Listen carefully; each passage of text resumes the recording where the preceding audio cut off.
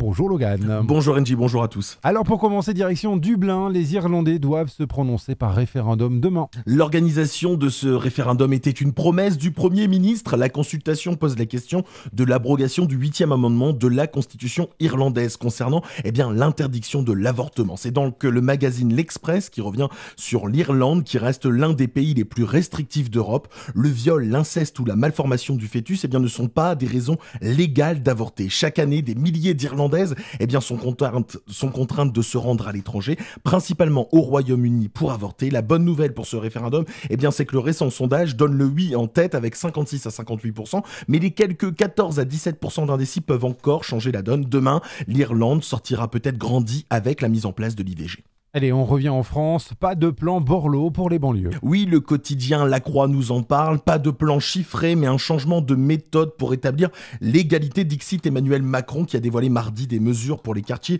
défavorisés, s'inspirant en petite partie seulement du rapport Borloo. Je ne vais pas vous annoncer un plan banlieue, a déclaré le chef de l'État, alors que propose-t-il ? Des places de stage de 3e, la mise en chantier d'une cour d'équité territoriale, peut-être intéressante comme piste, ou la création de 30 000 places de crèche pour favoriser le travail des femmes. Le chef de l'État a appelé aussi les 120 plus grandes entreprises françaises à prendre leur part sur l'emploi et l'apprentissage. Alors que dire ? Des places pour les 3e, ça questionne. Dire aux plus grandes entreprises qu'il faut, mais sans réel engagement, oui, on peut se le dire, c'est une large déception ce plan. Dans notre région maintenant, nous comptons 96,23% de cheminots opposés à la réforme. C'est plus que le score national. La Voix du Nord donne le chiffre de 47,49% de votants chez les cheminots dans le Nord-Pas-de-Calais.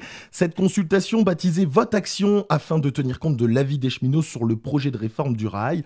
4186 cheminots se sont exprimés selon les syndicats. Ils estiment avoir gagné la guerre de communication, même si la direction de la SNCF ne reconnaît pas ce scrutin qualifié de pétition par son PDG.